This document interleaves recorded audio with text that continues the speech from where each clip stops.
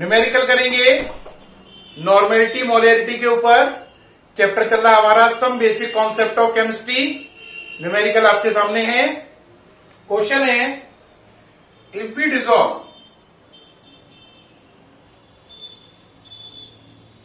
196 gram of H2SO4, कितना 196 gram of H2SO4 in water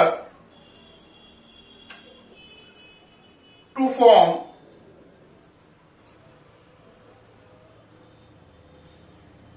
500 ml of solution,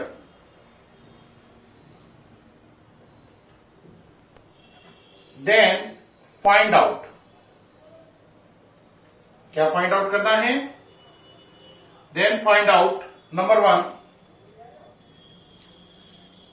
molecular mass of H2SO4, molecular mass of H2SO4। second part, equivalent mass of H2SO4।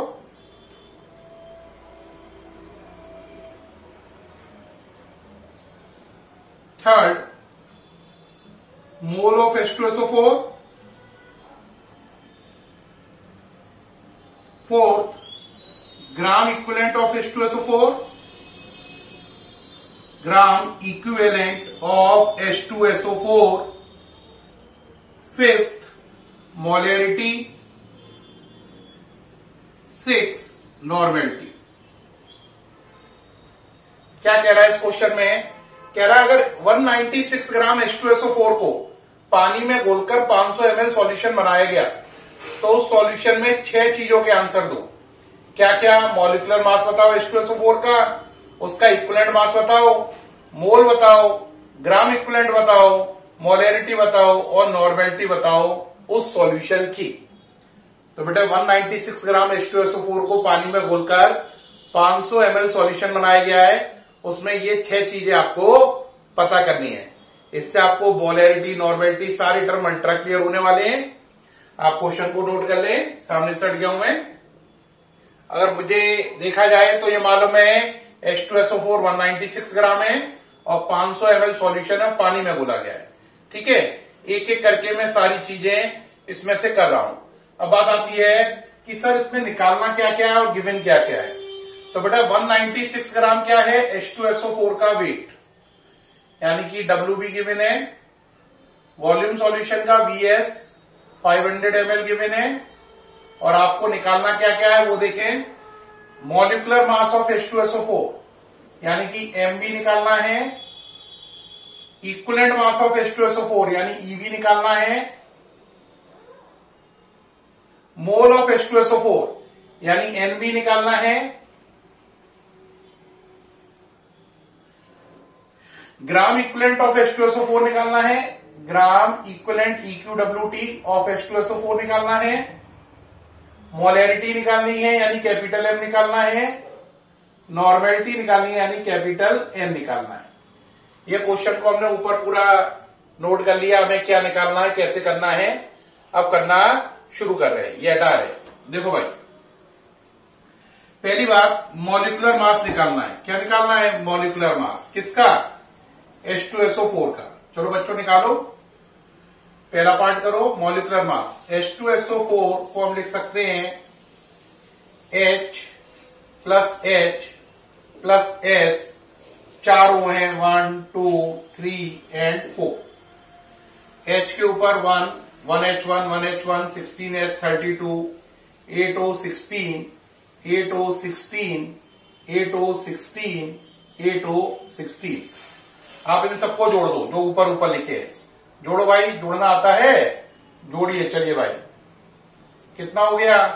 1 2 32 34, ये सब add करो। ये सब का addition ऊपर करने पर आ रहा है 98।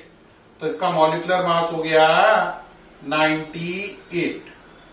करके देख लिया एडिशन, ओके रहा। अगर जिसे नहीं कर पाया वो देखो 1 और 1 2 और 32 34, और ये 16 4 बार है यानी 64। 4 4 8 6 3 9, ये 98 आ गया इसका मॉलिक्यूलर मास। ठीक है, तो इसके पहले पार्ट का आंसर हो गया मॉलिक्यूलर मास 98। अब क्या निकालना है? Equivalent mass. Equivalent mass equal to क्या होता है? एसिड के केस में मॉलिक्यूलर मास ओवर उसकी बेसिसिटी। H2SO4 में कितने H है? 2। तो मॉलिक्यूलर मास 98 और H2SO4 में 2 H है, तो उसकी बेसिसिटी हो गई 2। तो ये इससे आंसर आया 49। कितना आया? 49। तो इस तरीके से M भी निकल आया, E भी निकल आया। अब निकालना है मोल। मोल का मतलब क्या होता है? मोल का मतलब होता है मास ओवर मॉलिक्यूलर मास, यानी weight of solute over molecular mass, WB over MB। WB कितना है? 196। MB कितना है? 98। तो मोल हो गए आपके 4 मोल। ठीक। अब इसमें चौथी चीज क्या निकालनी है? Gram equivalent. ग्राम इक्विवेलेंट का फॉर्मूला क्या होता है? ग्राम इक्विवेलेंट इक्वल टू होता है WB ओवर EB। तो WB 190 कितना है? 6। इक्विवेलेंट मास कितना आया? 49। कितना है? 49। तो यहां पर 49 आ जाएगा। एक करेक्शन की जरूरत है, 98 से 196 कितनी बार गया था? 2 बार। यहां पे 4 नहीं 2 आएगा। करेक्शन कर लीजिए, 4 नहीं 2 आएगा, ध्यान नहीं दिया मैंने। यहां से आप इसको कैंसिल करेंगे तो कितनी बार जाएगा? 4 टाइम। तो आपने देखा मॉलिक्यूलर मास इसका 98 पहला पार्ट हो गया, इक्विवेलेंट मास 49 दूसरा पार्ट हो गया, मोल इसके 2 हो गए, NB ग्राम इक्विवेलेंट इसके 4 हो गए। तो 1 2 3 4 टर्म सॉल्व हो गए। ठीक है। अब 5वां टर्म सॉल्व करेंगे, मोलेरिटी। मोलेरिटी के लिए आप पे क्या फॉर्मूला है? Molarity equal to WB into 1000 upon MB into VS in ml। तो WB की जगह कितना आएगा बच्चों? 196 इंटू 1000 है ना। MB कितना है बोलो? 98।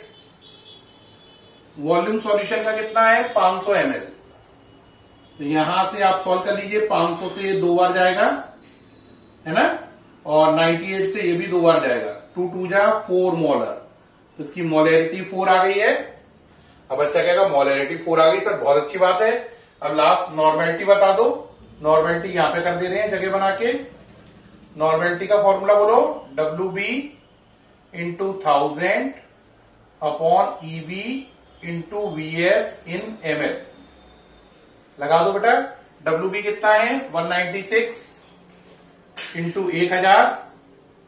इक्विवेलेंट मास कितना है इसका भी अपन ने निकाला था। EB कितना है? 49। और वॉल्यूम कितना है? 500। 500 से ये 2 बार गया और इससे ये 4 बार गया है ना, 4 टाइम। 4 2 जा 8। तो इसकी नॉर्मेलिटी है 8 नॉर्मल। तो इस तरीके से हमने देखा कि हमें इस न्यूमेरिकल में 6 टर्म निकालने थे। MB 98, EB 49, मोल 2, ग्राम इक्विवेलेंट 4, मोलेरिटी 4, नॉर्मेलिटी 8। ये इसके सारे टर्म मैंने आपको निकाल के दिखा दिए। ये न्यूमेरिकल मुझे उम्मीद है आपको समझ में आ गया होगा और आप इसे कर पा रहे हैं। ठीक है। अब नेक्स्ट न्यूमेरिकल देखें। इसमें ये हटा रहा हूं, नोट कर लिया है, हटा रहा हूं ये। ठीक। अब ये क्वेश्चन है, इफ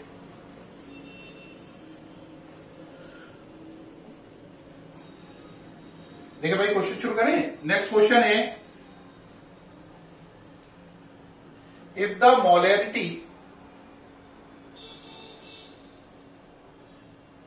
of H3PO4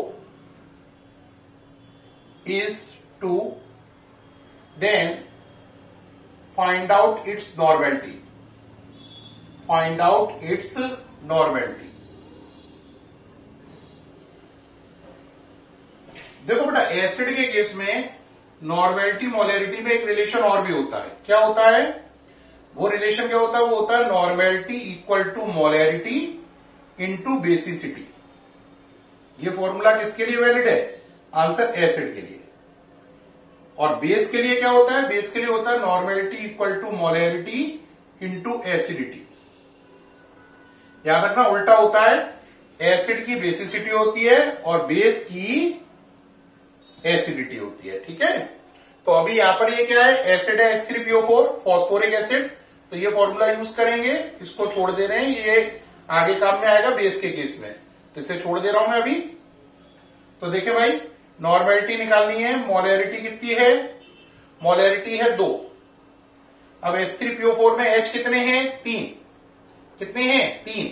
अगर आप H3PO4 का बनाएं तो इसमें 3 H नजर आ रहे हैं, तो यहां पर बेसिसिटी हो गई 3, तो नॉर्मेलिटी हो गई 6, तो इसकी मोलैरिटी 2 है, नॉर्मेलिटी 6 है।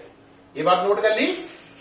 अब एक बच्चे के मन में क्वेश्चन होगा बड़ा सिंपल सा कि सर आप एसिड के केस में बेसिसिटी बोलते हो हर बार, क्या आपका दिमाग सही है या आप कहीं गलत तो नहीं बोल रहे हो, हमें गलत सिखा रहे हो कि एसिड है और आप बार बार बेसिसिटी बेसिसिटी बोलते रहते हो।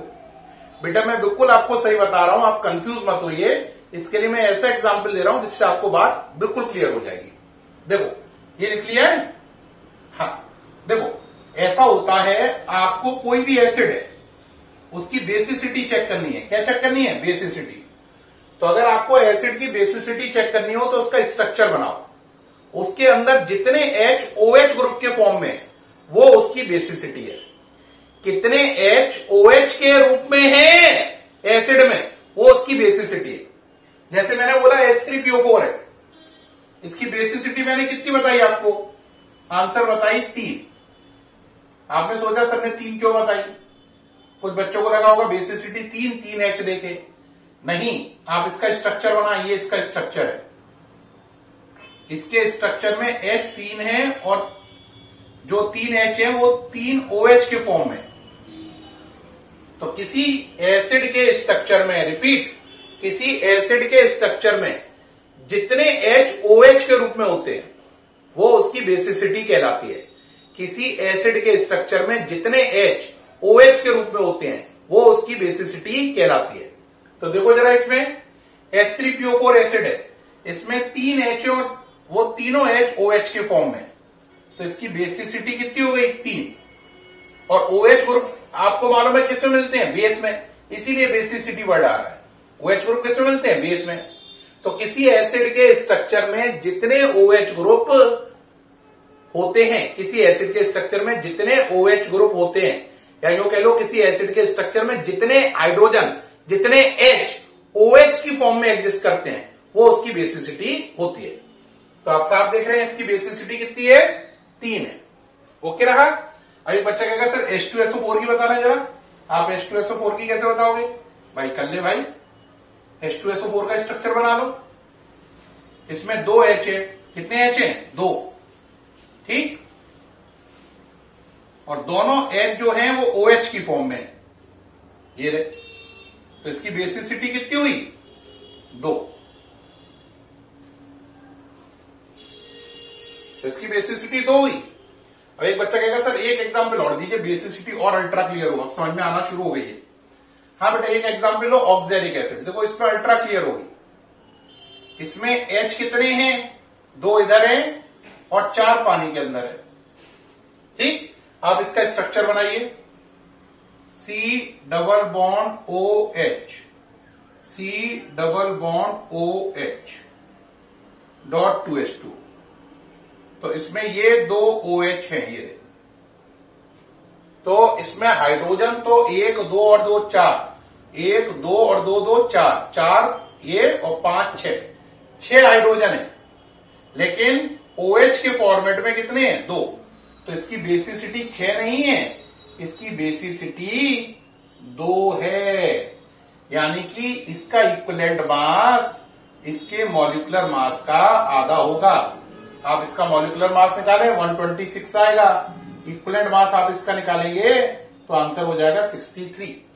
ये हो गई बात पूरी, ठीक। तो प्यारे बच्चों, इस वीडियो में मैंने आपको बहुत क्लैरिटी से बताया कि किसी एसिड की बेसिसिटी का क्या मतलब है, नॉर्मेलिटी कैसे निकालते हैं, मोलैरिटी कैसे निकालते हैं, ग्राम इक्विवेलेंट कैसे निकालते हैं, मोल कैसे निकालते हैं, मॉलिक्यूलर मास कैसे निकालते हैं, इक्विवेलेंट मास कैसे निकालते हैं। ये सब जानकारी आपको अपडेट करी। मुझे उम्मीद है कि आपको सब समझ में आया होगा। फिर मुलाकात होगी आपसे नेक्स्ट वीडियो में। Thank you.